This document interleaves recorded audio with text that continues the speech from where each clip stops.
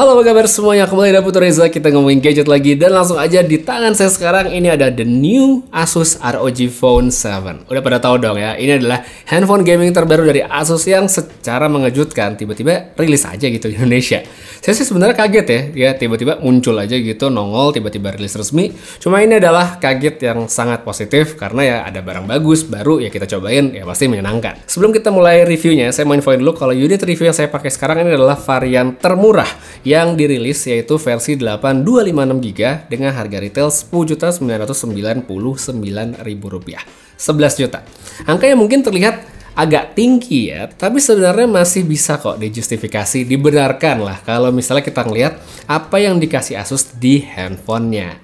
Paling nggak selama 2 mingguan terakhir saya nyobain pakai, itu berasa kok bedanya experience-nya kalau dibandingkan dengan flagship lain untuk main game, dimana itu dihasilkan dari kombinasi software dan hardware yang ada di handphonenya. Jadi gini, dari yang saya tahu, nggak sedikit orang yang menganggap bahwa handphone gaming itu adalah sebuah produk yang sia-sia, mubazir gitu ya, sesuatu yang nggak penting-penting amat, karena dari segi specs, handphone flagship kebanyakan itu ya khususnya dalam konteks Android pastinya sama-sama aja gitu dan sekilas tidak memiliki perbedaan yang jauh-jauh banget. Apalagi kalau kita ngomongin soal tampilan ya dari segi desain yang edgy begini, gamer banget, lengkap dengan lampu RGB di bagian belakang, terus handphone juga lumayan berat dan tebal, pasti bikin ya nggak buat semua orang yang mungkin tidak masuk dalam target marketnya bakal berpikir 2 kali gitu untuk membeli handphonenya. Tapi ya kalau menurut saya sih desain handphone itu nggak sepenuhnya nggak bagus karena dia masih ada yang bagus banget gitu ya, kayak poin plusnya tuh dia punya 2 port USB-C yang bisa dimaksimalin serta ada jack audio bagi yang perlu. Nah, kita kembali ke konteks soal specs-nya tadi. Seperti contoh unit review saya sekarang, dia menggunakan Snapdragon 8 Gen 2 yang punya clock 3,2 GHz. RAM-nya 8 GB LPDDR5X, terus dia punya penyimpanan 256 GB dengan UFS 4.0 dan baterainya 6000 mAh. Kalau dilihat dari situ doang, mungkin emang nggak semua kelihatan signifikan, toh performa pemakaian dianggap sebagian orang bakal mirip-mirip aja karena ya spek saya juga sama. Saya nggak akan bahas gimana untuk pemakaian harian buat scrolling, chatting gitu ya, sosial media, karena ini udah lancar banget pastinya. Terus apa dong sebenarnya yang bikin HP ini jadi bisa stand out dibandingkan flagship lain dan bikin orang jadi ada alasan untuk memilih handphone gaming dibandingkan handphone yang biasa? Nah, jawabannya kalau menurut saya itu ada di fitur-fitur khusus game yang disediain. Jadi baik itu hardware maupun software, karena inilah yang saya rasain dan bikin jadi beda. Salah satu yang khas dari Asus itu ada yang namanya Armoury Crate ya. Jadi di sini user ROG Phone bisa nge-custom pemakaiannya. Mulai dari milih atau atur profile di tiap game, terus setting aksesoris, plus ngatur lampu di belakang ini, sampai list rekomendasi game berdasarkan refresh rate supaya nggak bingung nyari game apa nih yang kira-kira support sampai 165 Hz supaya sesuai sama handphone. Nah, sedikit konteks pemakaian dari saya nih ya. Sejak 2023 emang frekuensi saya untuk main game mobile itu udah jauh banget menurun dibandingkan tahun-tahun sebelumnya. Sekarang ini game yang saya sentuh sehari-hari itu sebenarnya cuma 2, Ragnarok Origin sama Honkai Star Rail ya. Utamanya sih Ragnarok ya, sedangkan Star Rail itu saya mainin kalau lagi waktu lebih aja. Nah, untuk Ragnarok, ini kan game yang banyak banget melibatkan farming sama grinding, entah kita main langsung atau AFK. Ya meskipun emang di gamenya di limit juga sih, cuman sehari tuh bisa main 150 menit, karena setelah itu kalau kita hunting nggak bisa dapet experience, nggak bisa item drop juga ya. Tapi ya lagi-lagi balik ke 150 menit tadi. Kalau kita bebankan ke handphone biasa secara harian, ya sekalipun itu flagship tentu bukan hal yang ringan gitu. Nah, di ROG Phone ini dia punya fitur yang menurut saya kepake banget, yaitu ada yang namanya bypass charging sama background mode.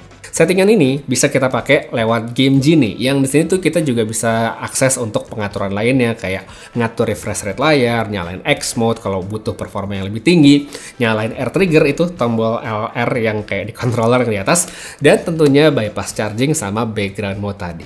Untuk bypass charging, buat yang mungkin belum tahu, ini adalah fitur yang menurut saya sangat teramat berguna buat yang suka main game sambil dicolok atau emang lagi butuh dicolok. Ini karena tenaga yang dimasukin sama charger itu tidak diisikan ke baterai tapi dipakai langsung untuk mentenagai handphonenya. Nah, ROG Phone 7 sendiri bukan satu-satunya yang bisa ya, tapi sebagai handphone gaming ya emang harusnya bisa. Tambah lagi, ROG Phone 7 ini juga masih punya signature 2 port USB-C tadi yang emang bikin nyaman banget buat main game sambil tetap dicolokin karena di tengah ya pas gitu, nggak ganggu tangan. Nah, hasilnya selama pakai fitur ini, baterai handphone tuh emang nggak bakal keisi selama kita colokin, nggak ngurang juga, tapi tetap bisa dipakai untuk main. Suhu perangkat juga relatif aman dan ngebantu untuk ngejaga umur baterai supaya lebih panjang. Jadi walaupun dicolok itu nggak akan masalah.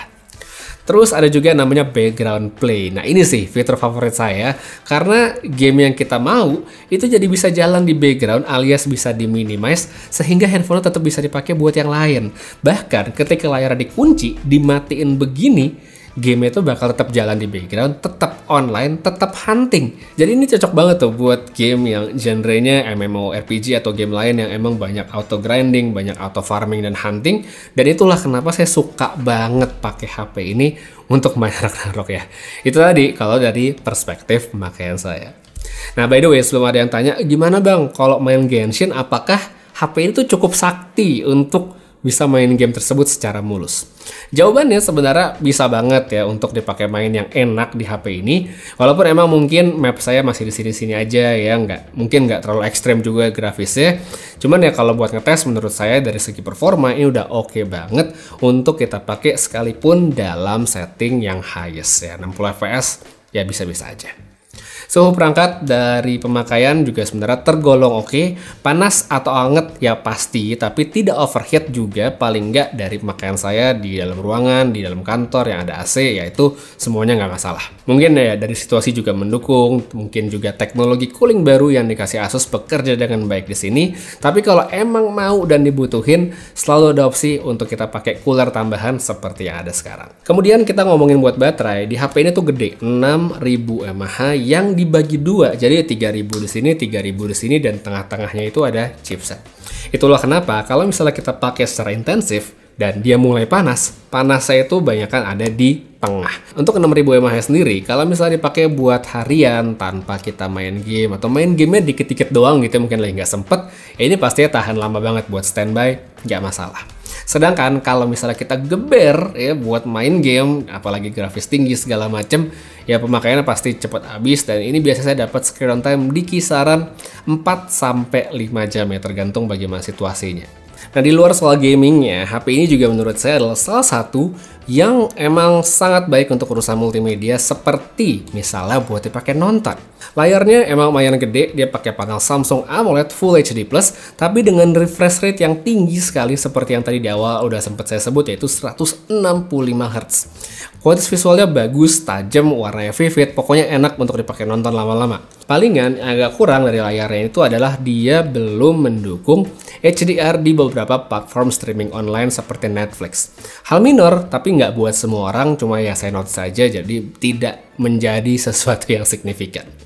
Nah, yang lebih saya suka lagi dari handphone ini, dari aspek multimedianya, adalah speaker. Ini mungkin adalah salah satu speaker terbaik yang ada di handphone ya, karena bukan cuma karena dia stereo, bukan karena cuma kenceng, tapi emang kualitasnya itu bisa didengar.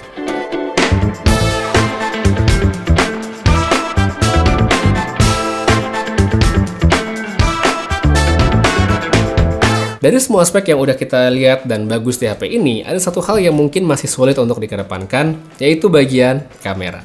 Hal yang lumrah banget sih untuk sebuah perangkat yang memang performa sentris begini, jadi dia tidak mengedepankan kameranya.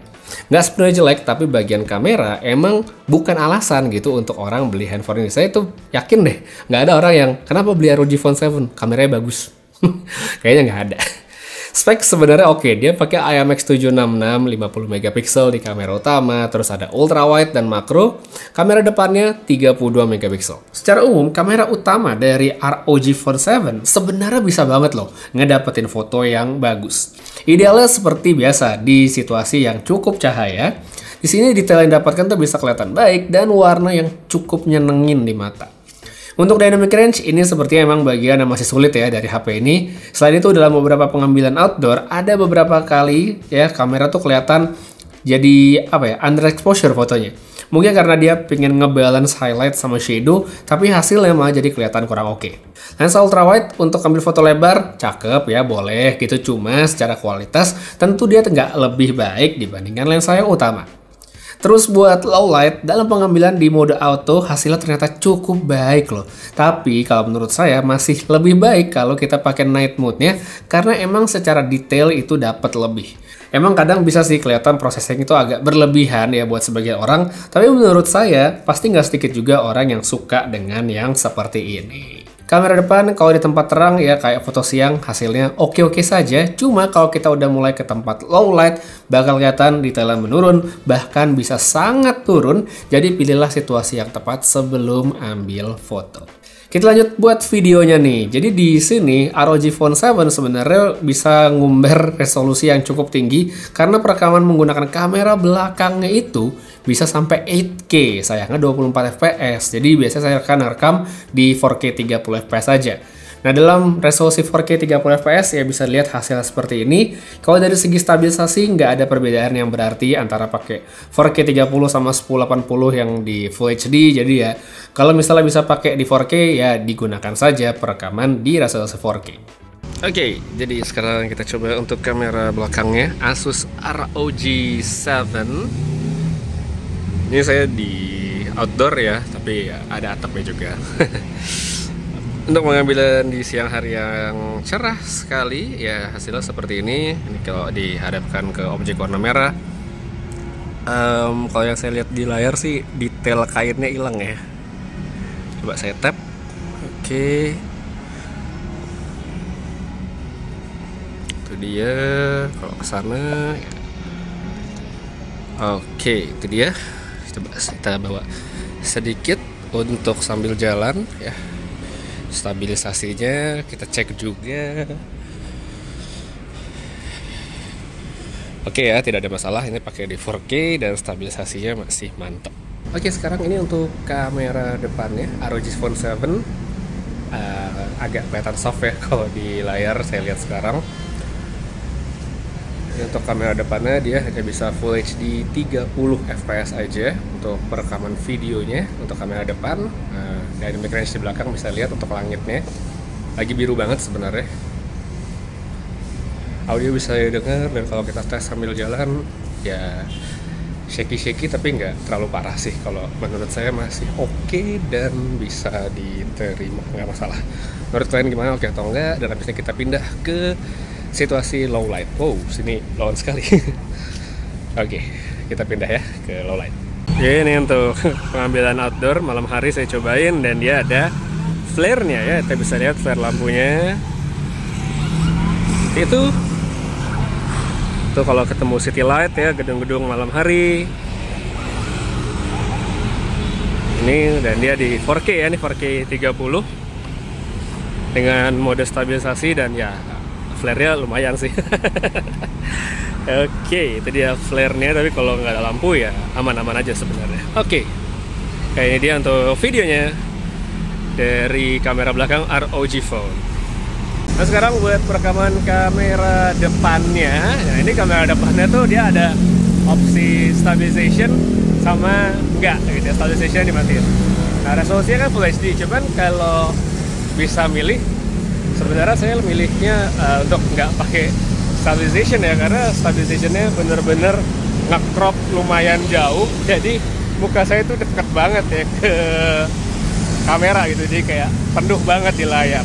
Sedangkan kalau kita matiin, ya mungkin memang dia lebih shaky, lebih goyang-goyang, tapi ya gambarnya bisa lebih baik ya. Cuman ya kalau dari kondisi low light seperti ini sih memang kurang oke ya untuk perekaman videonya. Jadi ya namanya juga handphone gaming, tidak menitik beratkan pada kamera, maka menurut saya ya oke-oke aja. Sekalipun mungkin ada yang bilang tapi kan streamer atau gamers juga mungkin butuh kamera, ya mungkin. Tapi kan kalau mereka ada studio Dengan peralatan lampu, setup yang dikondisikan ya semestinya sih bisa-bisa aja. Gitu sih menurut saya untuk kameranya ROG Phone 7. Kalau misalnya saya nggak ada kebutuhan untuk punya handphone dengan kamera yang hasilnya di atas rata-rata, ROG Phone ini sebenarnya akan sangat gampang jadi pilihan sebagai daily driver alias handphone utama.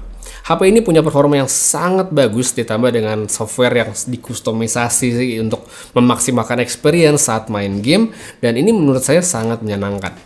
Multimedianya juga cakep banget, layarnya oke, speakernya kenceng, dan baterainya juga besar. Desain yang terlalu gaming kalau buat saya juga masih bisa termaafkan, masih bisa diabaikan karena saya suka dengan performanya dan juga fitur-fitur softwarenya. Cuma kalau untuk kamera, baik itu pakai foto maupun video ya emang masih belum bisa jadi bagian yang dibagain dari handphone ini. Recommended nggak untuk dibeli? Ya kalau menurut saya sih jelas ya, recommended. Apalagi untuk mereka yang pemakaiannya mencari performa sebagai prioritas atau emang gaming sentris banget, karena sekalipun set specs-nya itu bisa kita temui di handphone lain, tapi tuning dan fitur softwarenya cuma ada di sini. Namun kalau ya di luar soal performa tadi, apalagi buat kamera ya yang dicari, maka menurut saya si ROG Phone mungkin memang bukan pilihan yang tepat. Jadi kalau emang dirasa cocok sama pemakaiannya, kamu gaming banget gitu, silakan dibeli mumpung masih ada promo dan segala macamnya. Link lebih detailnya saya taruh pada kolom deskripsi di bawah. Untuk sekarang, kayak segitu aja dulu review saya yang nggak singkat-singkat amat tentang the new Asus ROG Phone 7. Makasih banyak nonton sampai habis. Putu Reza pamit, sampai ketemu lagi di video berikutnya. Dan seperti biasa, have a nice day.